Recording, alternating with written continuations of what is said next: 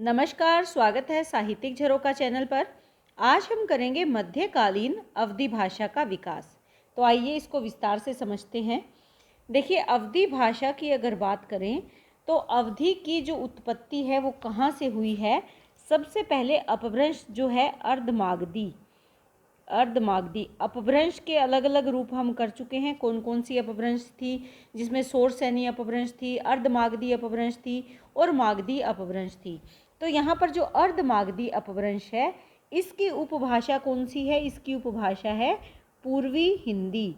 पूर्वी हिंदी यानी जो भारत के पूर्वी प्रदेशों में बोली जाती है वो पूर्वी हिंदी है। इस पूर्वी हिंदी के अंतर्गत 3 प्रमुख बोलियां हैं, जिसमें पहली है अवधी, दूसरी है बघेली और तीसरी क्या है? छत्तीसगढ़ी। ये 3 प्रमुख बोलियां हैं पूर्वी हिंदी के अंतर्गत। इसमें से हमें अवधी के बारे में जानना है, लेकिन यहाँ पर ये अवधी बोली है, लेकिन अवधी बोली ने इतना विकास किया, हिंदी साहित्य में इतना योगदान दिया कि वो बोली से भाषा बन गई, यानी अवधी भाषा बन गई। बोली का क्षेत्र सीमित होता है जबकि भाषा का क्षेत्र विस्तृत हो जाता है। बोली केवल आम जनता की भाषा है या आम जनता की बोली है, लेकिन भाषा क्या होती है? साहित्य की रचना के लिए जिस बोली का इस्तेमाल किया जाता है वो भाषा कहलाती है। तो यहाँ पर हमें अवधी भाषा के बारे में जानना है। मध्यकाल यानी भक्ति काल में अवधी भाषा ने अपना क्या योगदान दिया, इस तरह का प्रश्न आपसे पूछा जा सकता है। तो यहाँ पर जो अवधी भाषा है ये पूर्वी हिंदी की प्रमुख बोली के रूप में हमारे सामने आई। यहाँ पर मैंने बताया है कि पूर्वी हिंदी की 3 बोलियाँ थी और उसमें अवधी भी एक प्रमुख बोली थी। इसके क्षेत्र की अगर बात करें तो फतेहपुर है, जौनपुर, इलाहाबाद और मिर्ज़ापुर का इलाका इसी के अंतर्गत आता है। अवधी भाषा के क्षेत्र को डॉक्टर बाबूराम सक्सेना ने अलग प्रकार से विभाजित किया है। ये आप ध्यान में रख सकते हैं। किसने? डॉक्टर बाबूराम सक्सेना। ये क्या कहते हैं? ये मानते हैं कि अवधी बोली के 3 प्रमुख रूप हैं। वो रूप कौन कौन से हैं? एक तो पश्चिमी रूप है, दूसरा केंद्रीय रूप और तीसरा क्या है? पूर्वी रूप। और इन्हीं रूपों के अनुसार ये इनके क्षेत्र का निर्धारण करते हैं। इसमें लखीमपुर खीरी, सीतापुर, लखनऊ, उन्नाव, फतेहपुर की जो अवधि है वो पश्चिमी अवधि कहलाती है। इसके साथ साथ जो बहराइच, बाराबंकी, रायबरेली की जो अवधि है वो केंद्रीय अवधि कहलाती है।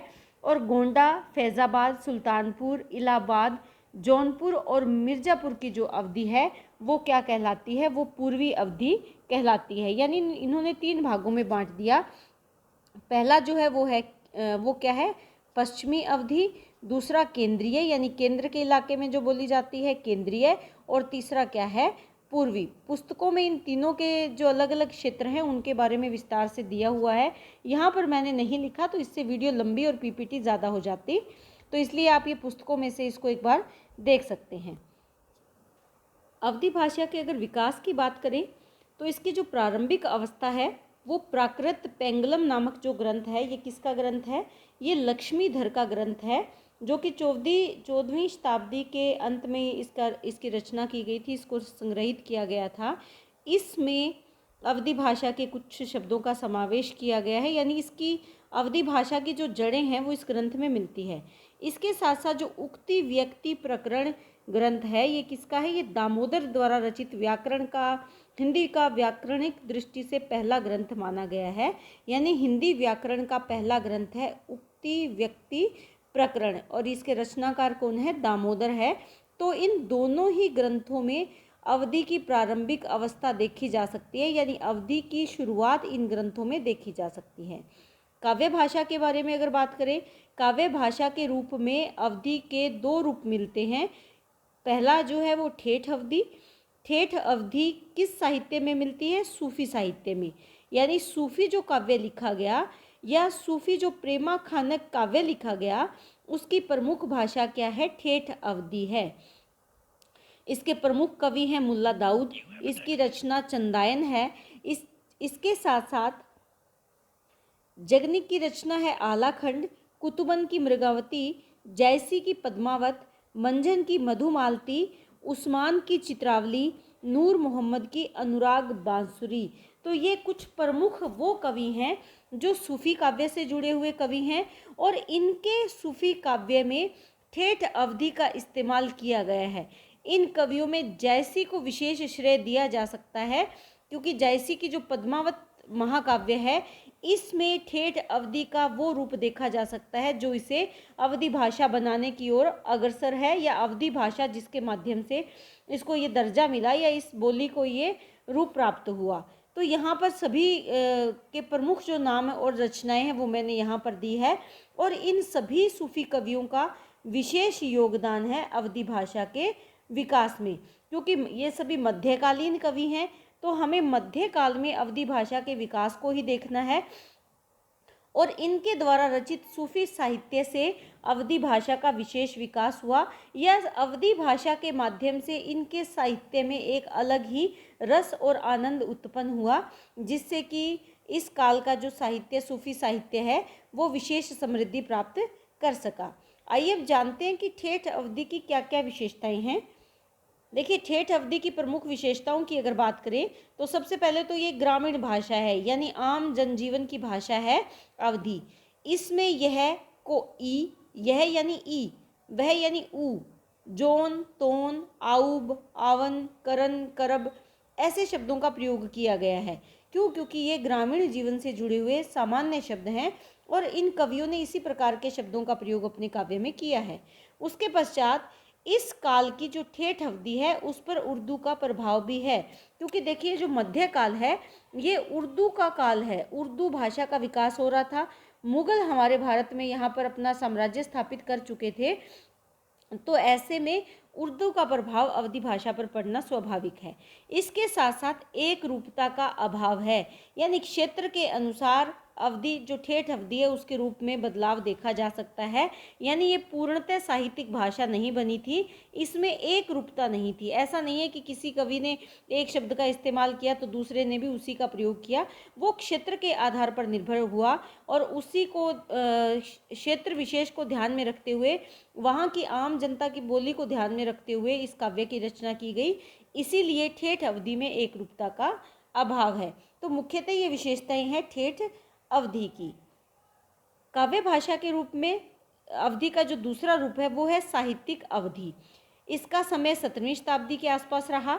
इसमें जो प्रमुख कवि हैं उसमें भूपति है, चंद है, तुलसीदास है, राम भक्ति काव्यधारा में अग्रदास, नाभादास, लालदास, ये भी इसी काव्यधारा में कौन सी में जिससे कि तुलसीदास प्रमुख माने गए हैं, उसमें अग्रदास, नाभादास और लालदास ने भी अपना विशेष योगदान दिया है। एक अकेले तुलसी की कलम को अगर हम देखते हैं रामचरितमानस में तो वहाँ पर अवधि अपने आप को सजाती संवारती प्रतीत होती है, यानी अवधि साहित्य की जो भाषा होनी चाहिए वो गुण अवधि में यहाँ पर आ जाते हैं। तो तुलसीदास की जो अवधि भाषा में लिखी प्रमुख रचनाएं हैं जैसे बरवे रामायण है, रामलला नहचू है, रामचरितमानस है, ये वो रचनाएं हैं जो हिंदी साहित्य में अवधि को एक विशेष स्थान दिलाते हैं या मध्यकाल में अवधि को साहित्यिक भाषा का रूप प्रदान करते हैं। तुलसीदास और इनकी रामचरितमानस ये रचना अपने आप में इतनी विस्तृत और इतनी समृद्ध है कि अवधि को साहित्यिक भाषा बनने से रोकना संभव ही नहीं हो पाता। इसमें जो तुलसीदास ने अपने मन के भाव उकेरे हैं, जो राम के चरित्र को उकेरा है, वो आज भी प्रशंसनीय और सराहनीय है। आज भी हम इसी रामचरितमानस का अनुसरण करते हैं, राम के जीवन का अनुसरण करते हैं। तो उस समय की जो अवधि थी वो साहित्य में इस रचना के माध्यम से भी अपनी विशेष जगह, अपना विशेष स्थान बना पाई। तो ये साहित्यिक अवधि है, जिसमें साहित्यिक अवधि कौन सी है? जिसका साहित्य में प्रयोग किया जाता है, चाहे वो व्याकरण की दृष्टि से है, चाहे वो कारक की संरचना की दृष्टि से है, चाहे वो अन्य जो व्याकरण के नियम है उनको अगर मानकर चले तो उनके आधार पर भी यहाँ पर काफ़ी शुद्धता आ गई थी अवधि भाषा में। तो इसीलिए हम मान सकते हैं कि अवधि ने मध्यकालीन हिंदी साहित्य को समृद्ध करने में या मध्यकालीन काव्य को समृद्ध करने में अपना विशेष योगदान दिया है। तो अब साहित्यिक अवधि की कुछ विशेषताओं को भी जान लेते हैं। साहित्यिक अवधि की प्रमुख विशेषताओं की बात करें तो यहाँ पे ए और ओ का उच्चारण आई और औ जैसे किया जाता है, यानी ए और औ का उच्चारण ए आई और ओ औ, जैसे पैसा का पैसा, औषध का औषध। तो इस तरह से ये रूप परिवर्तन हो जाता है। यानी जहाँ पर हिंदी में ए और ओ का उच्चारण किया जाता है, पैसा, औषध, वहाँ पर यहाँ पर क्या है, पैसे का पैसा, औषध का औषध। इस तरह से परिवर्तन हो जाता है, यानी उच्चारण बदल जाता है। अवधि में ण के स्थान पर न का उच्चारण किया जाता है। ण जो हिंदी में ण का प्रयोग करते हैं, वहाँ पर इसमें न का उच्चारण किया जाता है। श के स्थान पर स का प्रयोग अवधि में किया जाता है। जो हिंदी में श, स है, उसका केवल एक ही प्रयोग है स के रूप में। जैसे अगर देखें विश्वामित्र, इस तरह से लिखते हैं हम विश्वामित्र, लेकिन अवधि में इसको कैसे लिखा जाता है, विश्वामित्र। यानी इस श के और व के स्थान पर ब और स का प्रयोग किया गया है। उसी प्रकार जो ण के स्थान पर जैसे गुण, गुण के स्थान पर गुण, इस तरह से इसका उच्चारण किया जाता है। ल का उच्चारण र के रूप में, जैसे हम फल कहते हैं, हिंदी में फल लिखते हैं, अवधि में वो फल से फर में परिवर्तन हो जाता है, फर। या इसके साथ साथ जैसे तोड़ना, तोड़ना, तोड़ना का तोड़ना। तो ये परिवर्तन अवधि भाषा में देखा जा सकता है। हिंदी से जो अलग चीज़ें हैं इसमें, वो इसी प्रकार से है, तोड़ना यानी तोड़ना। इसके साथ साथ अवधि भाषा के जो शब्द हैं वो वाकारांत होते हैं, यानी वा के साथ उनका अंत होता है। जैसे किसी का नाम है जगदीश, जगदीश, तो यहाँ पर क्या है, जगदीशवा, जगदीशवा। घोड़ा, घोड़े को अगर कहें तो घोड़वा, तो अवधि में क्या हो जाएगा, घोड़वा। इसी प्रकार भूतकाल की अगर प्रत्यय की बात करें तो भूतकाल में या प्रत्यय का प्रयोग किया जाता है, लेकिन अवधि में या की जगह वा प्रत्यय का प्रयोग किया जाता है। जैसे हम कहते हैं कि गया, गया, और अवधि में क्या हो गया, वा प्रत्यय लगेगा तो क्या बन जाएगा, गवा, यानी वो चला गया। और यहाँ पर क्या है, वो गवा, तो गवा या की जगह वा का, यानी ये क्या है, वाकारांत, वाकारांत। इसमें भी तो वही चीज़ें आ रही है, वा के साथ अंत हो रहा है। नाम का किसी का अगर उच्चारण है तो वा के साथ अंत हो रहा है। भविष्य काल की अगर बात करें तो भविष्य काल के लिए ग की जगह ब और है का प्रयोग किया जाता है। जैसे चलेगा, चलेगा यानी पीछे गा आ रहा है, चलेगा। यहाँ पर क्या कहेंगे, चली है, चली है, या चलब, यानी भविष्यत के लिए, भविष्य काल के लिए यहाँ पर ग के स्थान पर ब और है का प्रयोग किया जा रहा है, चली है और चलब। इस तरह से ये परिवर्तन आ जाता है हिंदी से अवधि में। कारक रचना की अगर बात करें तो कारक रचना में ने का यहाँ पर विलोप है, यानी ने की यहाँ पर समाप्ति है। और ने की समापन किस में है, जैसे उसने गाया, उसने, उसने, तो यहाँ पर जो ने है, कारक है, इसका समापन हो जाता है उ गाइस, उ गाइस, यानी उसने के स्थान पर क्या आ गया, उ आ गया। उसके स्थान पर उसने गाया, यानी उ गाई, उसने गाया। तो इस तरह से ये कुछ एक परिवर्तन या विशेषताएं हैं अवधि भाषा की, जो हिंदी से बदलाव इसमें है।